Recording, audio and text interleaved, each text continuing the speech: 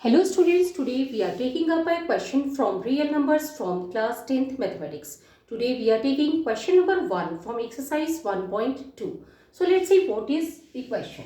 Question number 1 है prove that root 5 is irrational. हमें prove करना है कि root 5 irrational है. तो सबसे पहले जो है इसमें जो स्टेप बाय स्टेप हम मूव करते जाएंगे और ये स्टेप्स बहुत इजी हैं, आप इजीली समझ सकते हैं और फॉलो कर सकते हैं. तो सबसे पहले हम क्या एज्यूम करेंगे? Let's assume to the contrary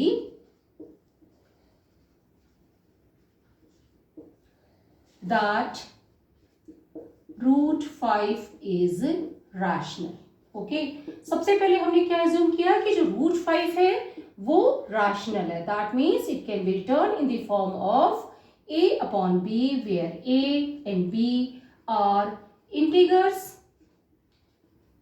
and b is not equal to 0. Only then हम कह सकते हैं कि रूट 5 है वो rational है. ओके ऑल्सो एक कंडीशन हमें और सेटिस्फाई करनी है, a and b are co-prime. Okay a and b are co-prime, इसका सीधा सा मतलब है a और b does not have a common factor other than 1. यानी कि हम कुछ इस तरह से समझ सकते हैं जैसे 2 और 3 है, 2/3 है, तो इनमें कोई कॉमन फैक्टर नहीं है अदर देन 1, तो ये को प्राइम है. हमने किया 5/7, 5/7 में कोई कॉमन फैक्टर नहीं है इसलिए ये को प्राइम है. ओके सो इस तरीके से हम समझ सकते हैं कि व्हाट आर को primes. Now let's proceed further. ये b को हम इधर लेकर के जाएंगे तो यहाँ डिवाइड हो रही है, यहाँ होगा तो मल्टीप्लाई होगा. b√5 is equal to a. Okay now squaring both sides. अब जब हम इसकी स्क्वायरिंग करेंगे तो हमारे पास क्या आएगा? स्क्वायरिंग करेंगे तो b√5 the whole square is equal to a the whole square. Okay अब हमें पता है b का स्क्वायर करेंगे, b√5 है दैट मीन्स b का भी स्क्वायर होगा और √5 का भी स्क्वायर होगा. सो b का स्क्वायर का मतलब है b into b. Okay b into b तो ये हो जाएगा b square. Okay now √5 into √5 ये हो जाएगा 5, तो हमारे पास आ जाएगा 5b² is equal to a into a is a square, तो ये हो जाएगा a स्क्वायर. ओके यहां तक के स्टेप्स आपको समझ में आ गए. Now let's proceed further. अब हम इसमें क्या देख रहे हैं?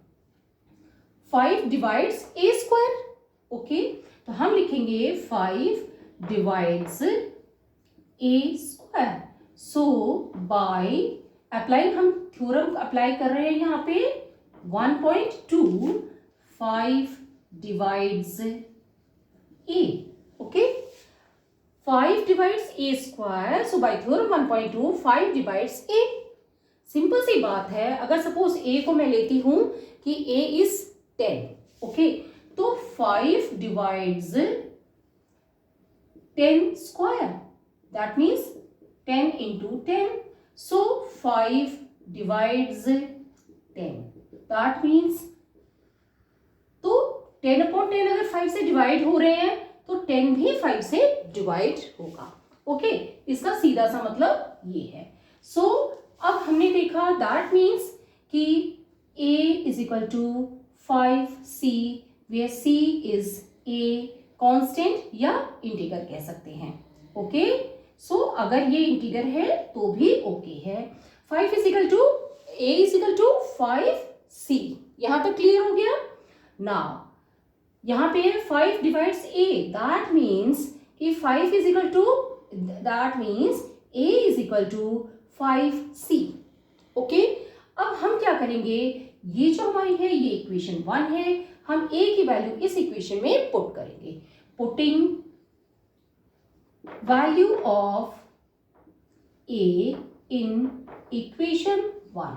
ओके अब क्या होगा हमारे पास 5b² is equal to 5c. a की जगह पे 5c लिख दिया मैंने और उसका स्क्वायर कर दिया. ओके मेरे पास क्या आ गया 5b² is equal to 5 into 5 क्या हो जाएगा, 5 इंटू 5 हो जाएगा 25.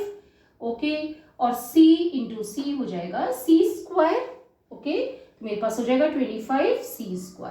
ओके नाउ नेक्स्ट स्टेप में मैं क्या देख रही हूँ, 5 को मैं यहाँ ले आती है तो B square is equal to 25 divided by 5, यहाँ 5 मल्टीप्लाई हो रहा है, यहाँ आएगा तो डिवाइड हो जाएगा, दिस इज सो 5 वन ज़ा 5, 5 5 ज़ा 25, तो हमारे पास आ गया 5c स्क्वायर। ओके, अब हमने इसमें क्या देखा, 5 divides B square, okay 5 divides B square, so by theorem 1.25 divides B. Okay, अब हमने इसमें क्या चीज नोट की है, 5 divides A, 5 divides B, that means A and B are not co-prime, and A and B have at least 5 as common factor. So this contradicts the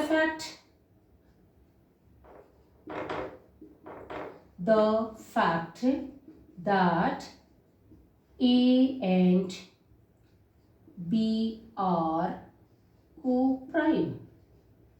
देखिए यहाँ पे 5 डिवाइड्स ए, यहाँ पे 5 डिवाइड्स बी, दैट मीन्स कि 5 है वो ए और B दोनों को ही डिवाइड कर रहा है। इसका सीधा सा मतलब है कि ए और B have at least 5 as common factor, so this contradicts the fact that A and B are co-prime.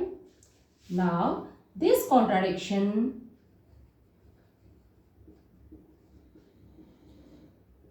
has arisen because of our incorrect assumption that root 5 is rational. ये कॉन्ट्रडिक्शन क्यों आई है, ये इसलिए आई है क्योंकि हमने रूट 5 को रैशनल माना था, अज्यूम किया था, वो गलत था। Okay, so we conclude that root 5 is irrational. Okay, so हमारे पास जब भी इस तरह के क्वेश्चंस आएंगे यही सारे स्टेप्स हमें करने पड़ेंगे। सबसे पहले हमें उसे रैशनल मानना पड़ेगा, where a and b are integers and b is not equal to 0 and a b are co-prime। उसके बाद हमें स्क्वायर करना पड़ेगा और फिर हमें थ्योरम 1.2 इसमें लगानी पड़ेगी, जहां पे 5 divides a square, so by theorem 1.2 5 divides a। Okay, जब ये हम लगा देंगे तो हम क्या करेंगे, हम क्या देखेंगे, a is equal to 5c हमारे पास आ जाएगा। अब हम इस इक्वेशन 1 में पुट करेंगे तो हमारे पास अगेन आ जाएगा b square is equal to 5c square, that means 5 divides b square, so by theorem 1.2 5 divides b। तो हमने इसमें क्या देखा कि 5 डिवाइड कर रहा है a को, 5 डिवाइड कर रहा है b को, that means at least a and b have 5 as common factor.